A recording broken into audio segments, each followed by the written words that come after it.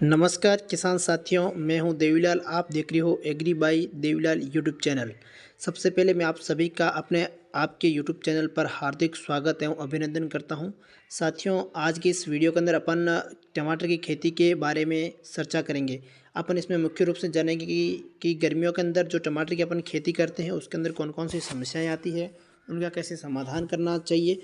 जैसे कि अपने टमाटर के अंदर पत्ती संकुचन की मुख्यतः प्रॉब्लम्स जो है वो गर्मियों में देखी जाती है, जिसमें पत्ती जो है वो संकुचित हो जाती है, यानी छोटी हो जाती है, मुड़ जाती है।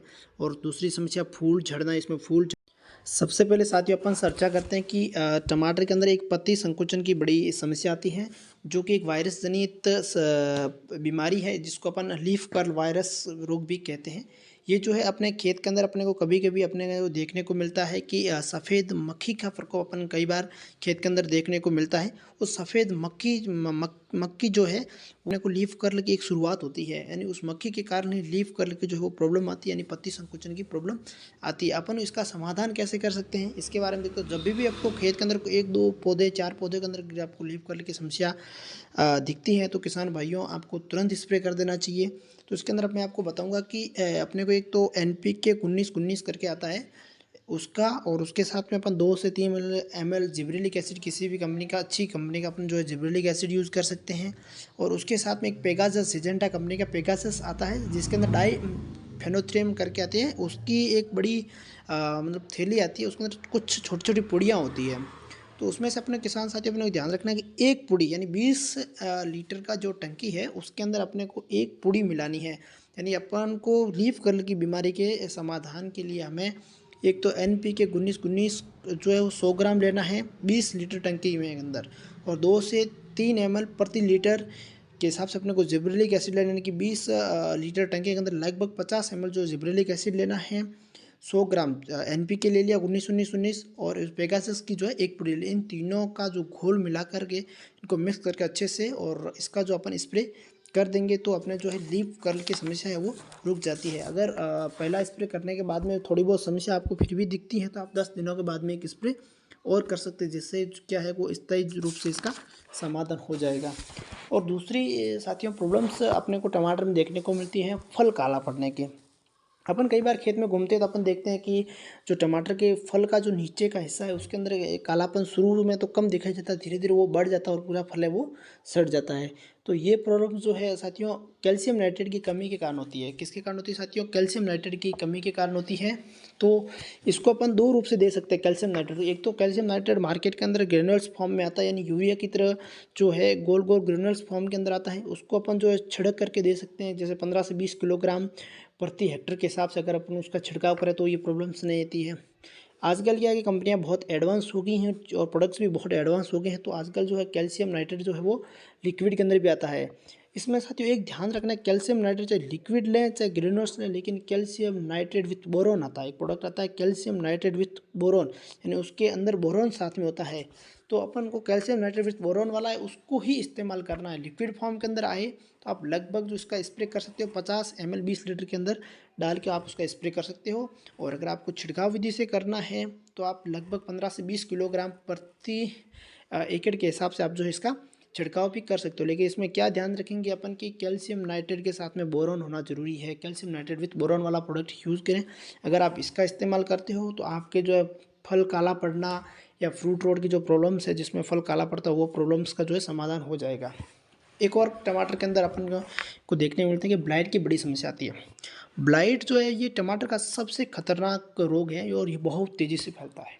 तो सबसे पहले किसान भाइयों आपको ब्लाइट थोड़ा बहुत भी दिखे तो आपको अवेयर रहना है कि ब्लाइट आ गया है, मतलब अपने को तुरंत एक्शन लेना है। तो ब्लाइट के समाधान के लिए आपको फंगीसाइड का स्प्रे करना होता है, जिसमें कुछ फंगीसाइड जैसे कि अपन बायर का नेटिवो ले सकते हैं, और भी बहुत सारे फंगीसाइड हैं उनका अपन जो स्प्रे कर सकते हैं, जैसे कि एक फंगीसाइड है एजोक्सिस्ट्रोबिन प्लस टेबुकोनाजोल करके एक इसका टेक्निकल आता है, इसका भी अपन स्प्रे कर सकते हैं।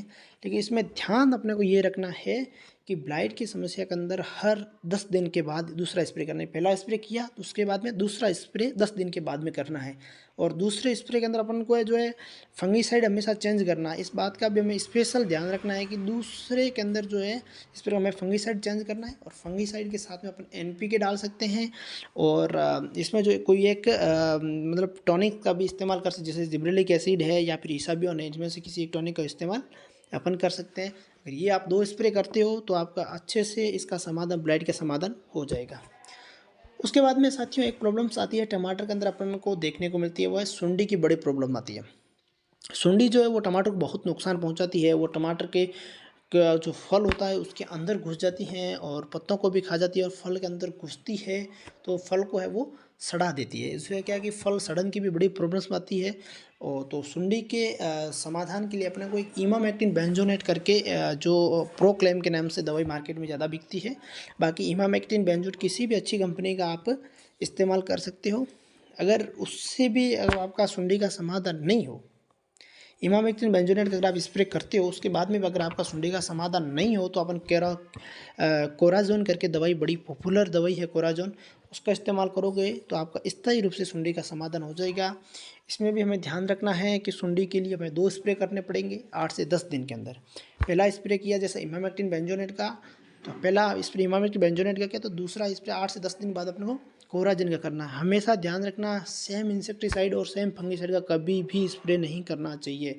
एक बार इमामेक्टिन बेंजोनेट का कर दिया तो दोबारा अपन जो है वो कोराजिन का स्प्रे करेंगे 8 से 10 दिनों के बाद में, तो अपने सुंडी की प्रॉब्लम है उसका अच्छे से समाधान हो जाएगा।